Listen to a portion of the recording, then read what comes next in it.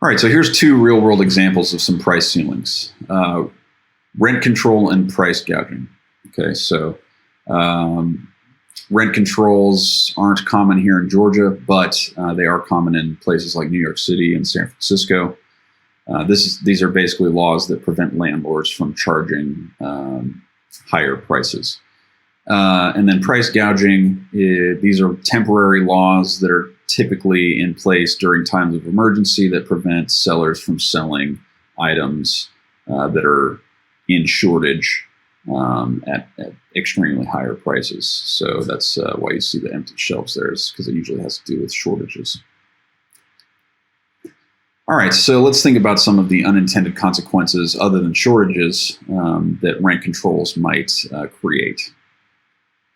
Well, much like our bread thought experiment, we might see a reduction in quality of apartments, right? Since landlords can't rent them at higher prices that the market might be able to support, they basically have an incentive to let their properties degrade in quality.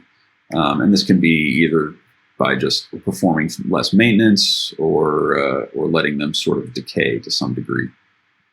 Right, so letting their properties turn into slums.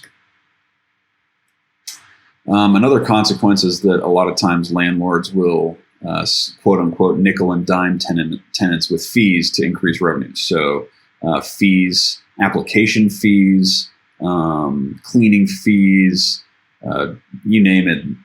You know, there's all kinds of creative fees that landlords have come up with to basically try to get more money out of tenants.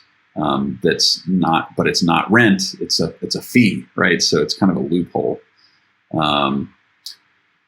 Another consequence is that there's a reduction in long-term investment in building new units, right? So think of it this way: if you were an investor thinking about building some new units, but you were being told by the government that you couldn't rent them for what you wanted to or what the market could support, you would have a much lower incentive to build those units in the first place. And so, as it turns out, in places like San Francisco, there's a shortage, but despite the fact that there's a shortage, builders are not building at the rate that we might see in other places like Texas, where there are no rent control laws.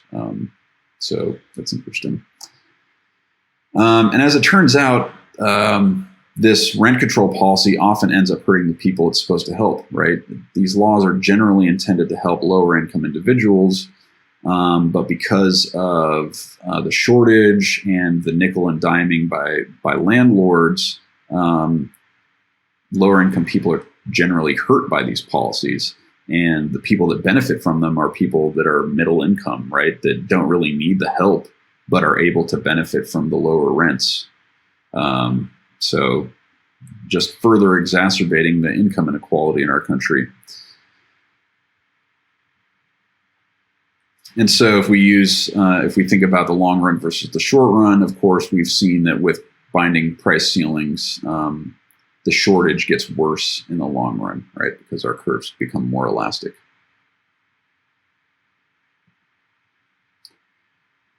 All right, so let's wrap up this section with a practice question. What's one unintended consequence of rent control? Go ahead and pause the video and take a second to think about this.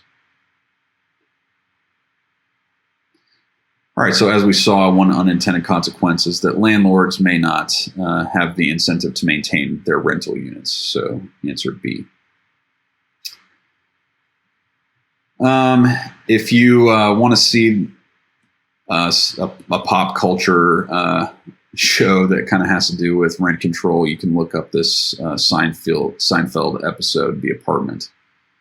In the next video, we'll look at price gouging laws.